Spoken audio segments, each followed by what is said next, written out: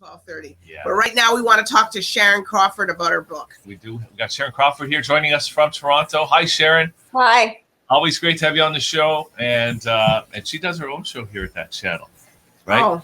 Called Crime Beat Confidential. Right, Sharon? Okay. Should we talk about that? Yeah.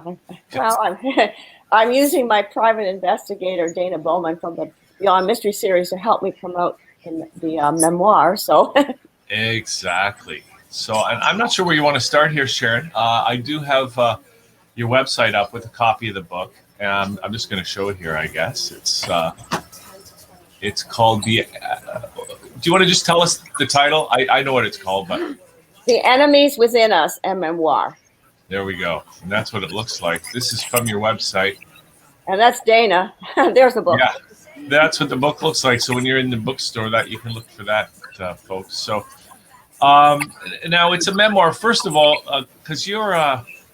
I guess this is a little bit different for you, right, Sharon? Because normally you write kind of crime fiction. Is that accurate? Yeah. But this is a memoir.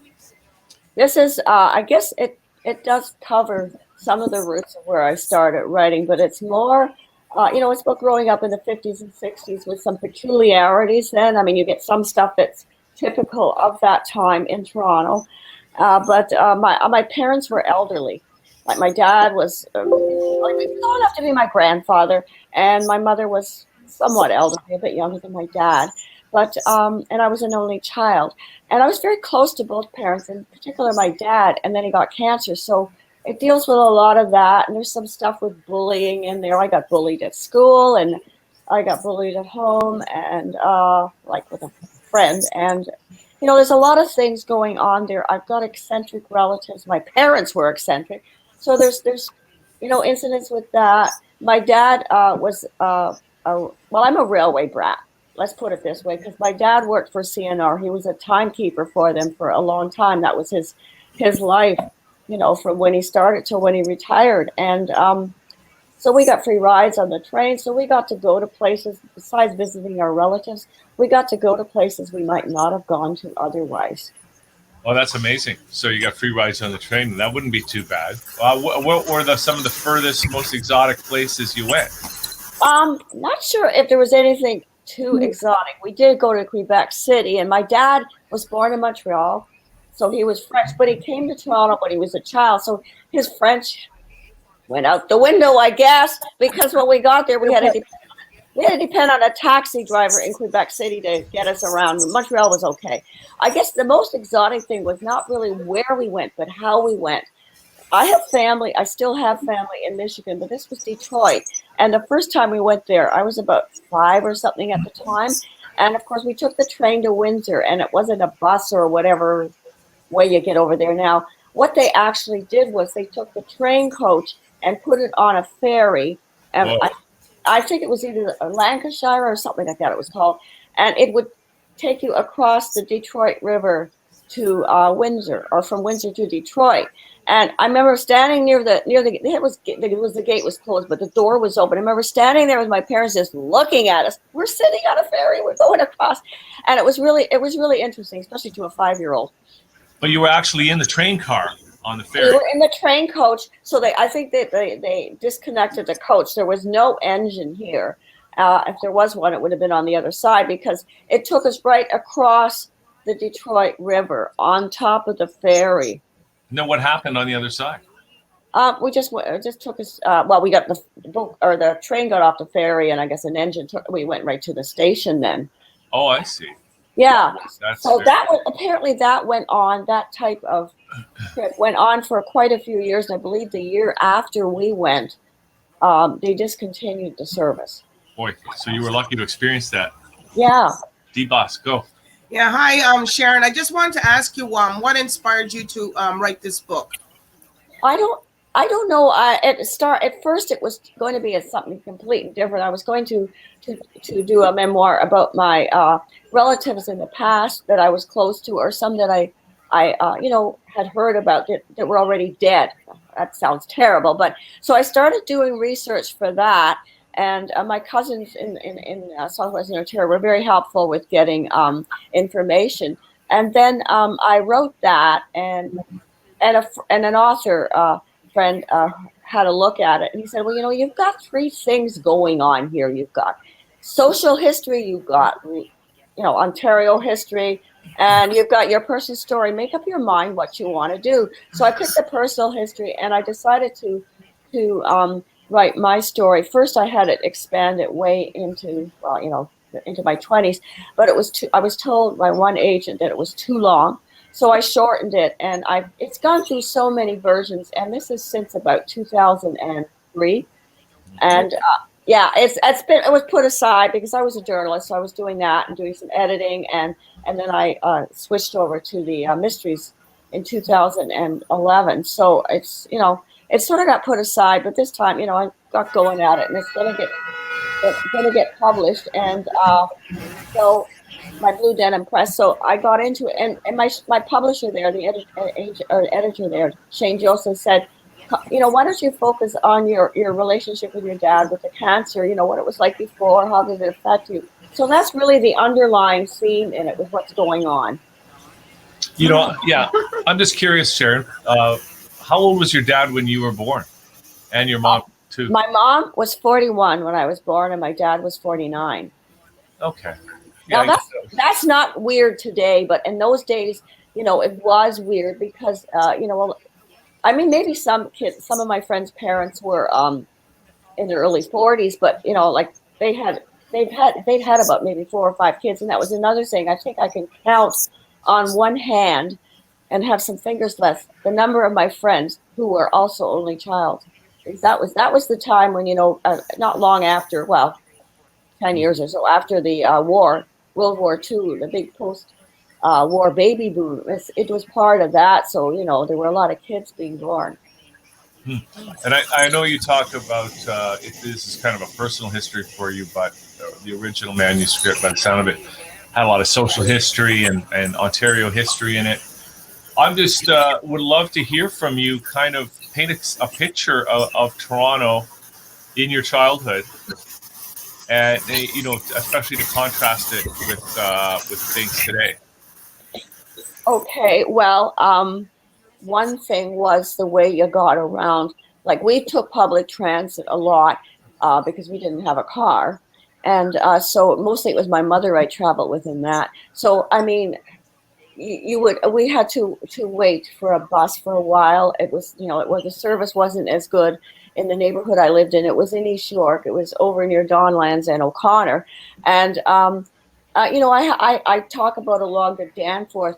One thing that was interesting about along the Danforth, there were green grocers, with the fruits and the vegetables then as there are now. And Mom and I used to go down there pretty much every week on Saturday to get fresh supplies, and we would go to, this is something that's not there, the Zeller stores, and there was a Met, and there was, what's the other one, Woolworths, and we would I buy different things, but we would always have lunch at the lunch counter at one of those places. And then if you went, there was no Eaton Center. There was an old Eaton's Annex store down on Albert Street near Queen and Yonge, and it was connected to the main store, which, there's no Eaton's now, which I believe it used to be Sears. It's something else now, a couple of something else's, I think. But anyway, we used to go underground from the main store to the Eaton's Annex, or vice versa. And the Eaton's Annex was like, there would be a free-for-all.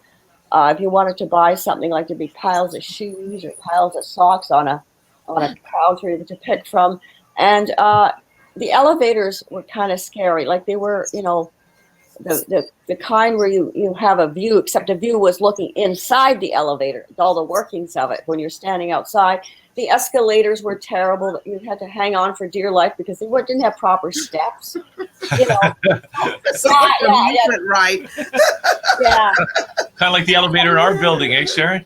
Oh, no, this is the escalators. Oh, the elevator at your building. Yeah, I think the elevator at your building would probably be about the same time, except they were scarier maybe because I was a child. That one doesn't scare me. But I bet the operator scares you, though. Yeah, it's okay. As long as he's there. As long as I don't have to operate the elevator. Yeah. Yeah, but it seems like you're talking about, like back from way back in Toronto. Well, in Toronto, and then you know, look at how Toronto has evolved from back when you were doing, from way back when you were growing up till now. Like you couldn't, like, I remember a lot of people from, while I lived in Montreal and stuff, a lot of people never used to really come to Toronto back then. It was like a lot of farmland, and everybody was like, it was almost like you're living in the country almost. Not like how everybody's seeing it so commercialized now, right? Yeah. Well, to go back onto that, one Sunday in church, I'm not sure what year it was, in Holy Cross Church, the priest was announcing that one of their, something to do with one of their members had bought property. I think it was Eglinton and Don Mills, up around that way. And the farmland, it was farmland then, but it was being converted into something else. And this would have been maybe the late 50s. Yeah. And Sharon, where you lived and are you still living in the house where you grew up? Oh, heavens, no. I've moved a number of times. Oh, okay. In fact, I deviated for 23 years from 75 to 98 living in Aurora. And then I moved back to Toronto in 1998. And we, it was just me that moved back. My son had left home by then, and he was in Toronto already. But I moved into East York again, but I'm a little bit northeast of where I grew up. But I'm very close, maybe about 5 miles away. Yeah, well, Aurora is a big area there too, because a lot of that's now known as the hot real estate place, you know, for all of in Canada. So I think they have the highest incomes too. They're always competing with Oakville for the property taxes. The property tax. For people that don't know that Aurora is like this northern, a little, not too north of Ontario. What do you say? Toronto, not too, just a little north. But Sharon, when you grew up where you lived, you were kind of almost at the edge of the city. Yes, sort of. Yeah, I don't know what. I mean, I think houses were coming up. We're growing up in. Well, I know there were houses in Scarborough then, because when the first high school I went to was Notre Dame, and that's Malvern and Kingston Road, so that's Scarborough. But a lot of my classmates came from Scarborough, so they obviously went to grade school in Scarborough. So there was some, some civilization there, but not like now. But like I just told you about about that farmland, yeah, and the what do you call it, Thorncliffe Park and all that. That was what, early 60s maybe, came, because I remember I was still living there. I moved out with my mom in 68, I think it was, and the Thorncliffe Park was there then.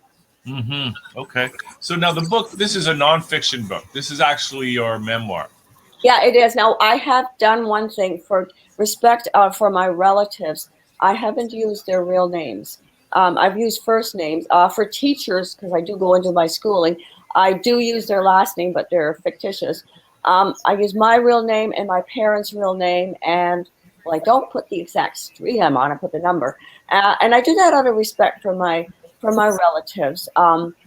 They have interesting stories to say, but maybe they don't want their name to be mentioned. That's basically what I did. I'm really grateful for them, because in 2003, 2004, the cousins my age, some of them had actually, gone with their parents to talk to all the, other relatives, kept up with the family stories, which I hadn't until then. And then some of my uncles were still living then, and my godfather, who died in 2007, he was very good about telling me some of the stories about when he was growing up.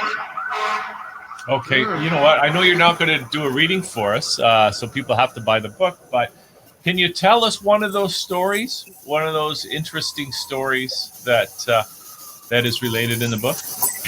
Well, okay, one of them is about my dad was kind of eccentric.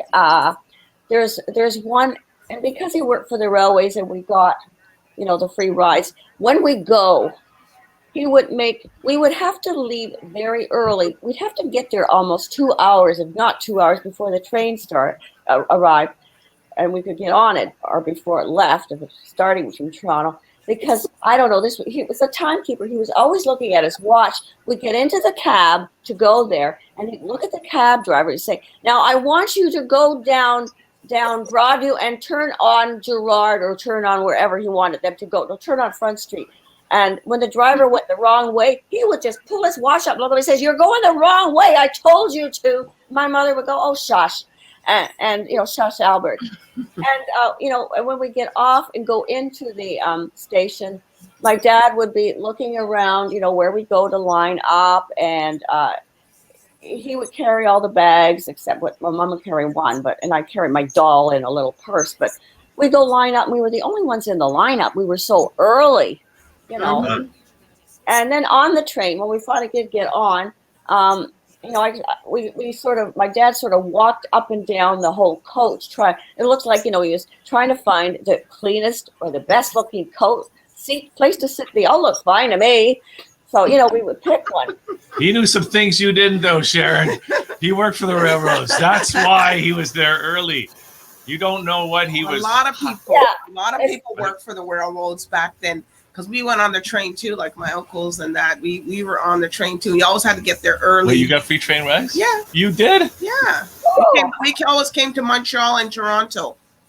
And back. I still like taking the train. And I did the train ride to Winnipeg. Really? Right. That was a good one though. You had to, take a bath and all that stuff. Before or after? No, you had everything in your cabin.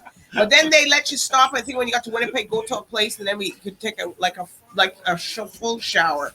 But it's nice when you take the train. A lot of people don't realize that going across with the train and going across with the actual train it's a really nice view. I like the train. Yeah, I've done it with the going east.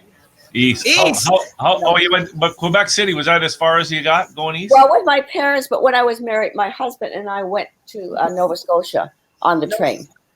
Nova Scotia?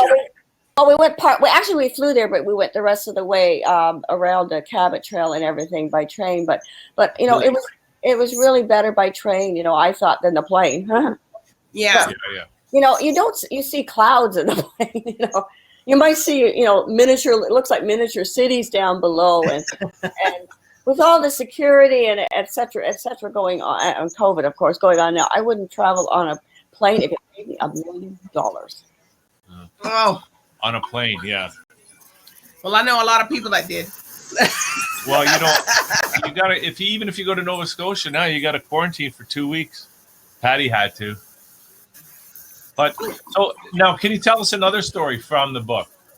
Another story? I know, because you talked. And how many pages is the book? Is it a big book or is it It's just over 200. Oh, okay. Yeah, it's. I'll hold it up and you can sort of see. Oh. You want to see how thick? Any pictures in there? And the writing must be easy. Well, I don't know if you'll see these or not. Yeah, we will. Yeah. Okay. There's a couple. There's one. I want to get it straight. I'm losing a page. There's one with my dad and me as a toddler. Yes. In our backyard, and then the same. I can get it up here. I'm terrible with doing it. Yeah, no, it's okay. Oh, wait, Sharon. Yeah. I could pull it up on the. Look, there it is. There's the picture of you and your dad, right? Yeah, and the one below it is my mom and is standing where my dad is. Okay. It's not there.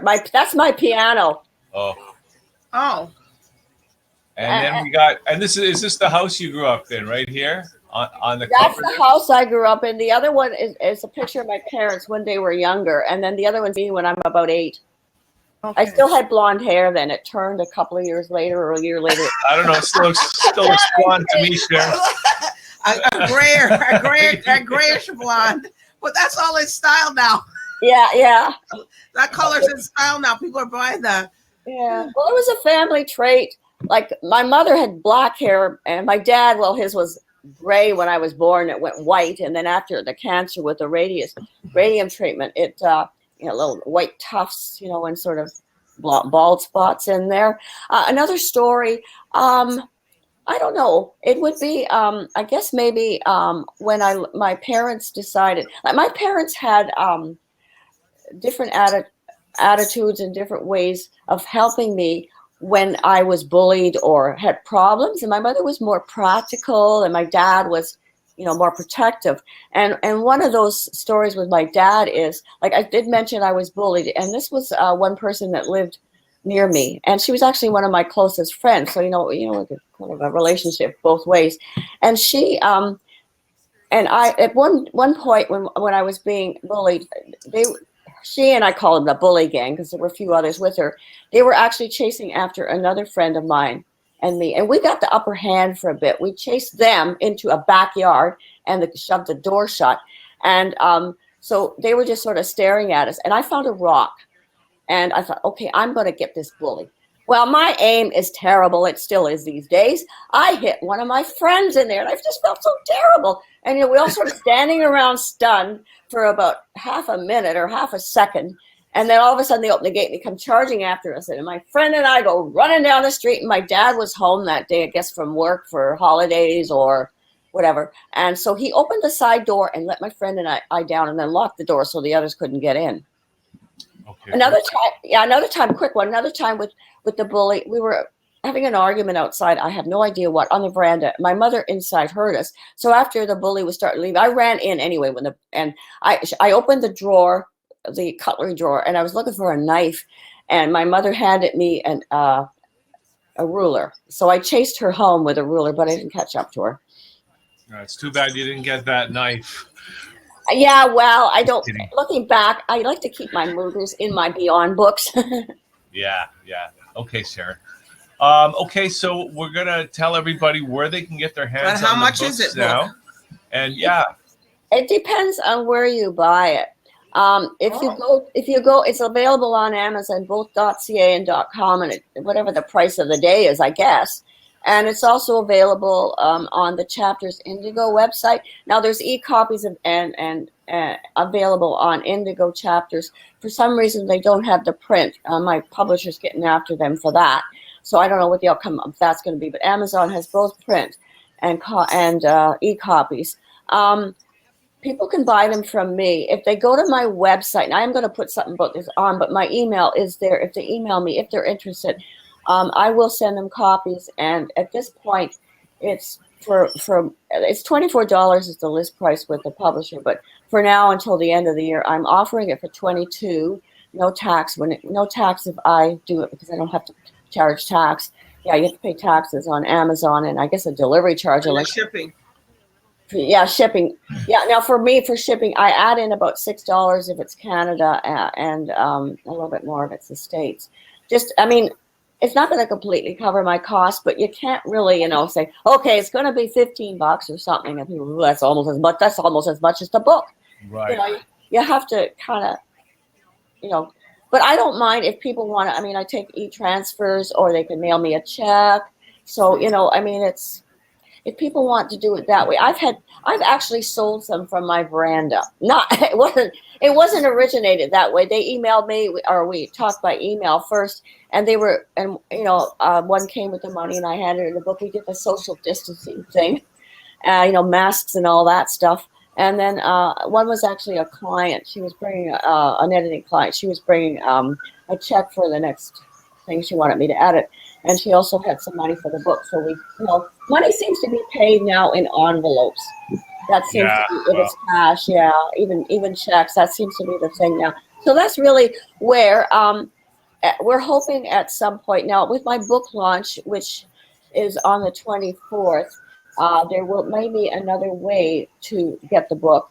The other thing is you can go in to bookstores and order it in if they don't have it in there at this point. Most of them don't. So you can go into a bookstore, and if they've got it in their catalog, then they'll check. Then they can order it in for a person. And Sharon, the book launch, people can tune in live, can they? The book launch, the book launch. What's happening with the book launch? It's going to be on Blue Denim Press's Facebook page. I have I'll get that link to you if you like. And you have to, of course, be on Facebook, not necessarily one of my friends there, in order to go to the book launch. But it's going to go up on YouTube afterwards so people can see it. Okay, fantastic. Okay, thanks, Sharon. And again, your website is samcraw.com. People can contact you there. Sam Craw? Sam Craw, CRAW. It stands for Sharon A Crawford. Craw, Mr. Smart. Yes, Mr. Sam. Somebody nicknamed me Sam at one point, so. Oh. Okay, Sharon, thanks for doing this today. Again, people, if you want an idea what it was like in Toronto to be growing up in Toronto in the late 50s, early 60s, get your hands on the book and go to the website samcraw.com. Thanks, Sharon, for doing this. And we'll be And right good back. luck with the launch, and we'll see you soon. Yeah, and we'll be right back with Talk It Out, Chill, DJ Despair, and the guest.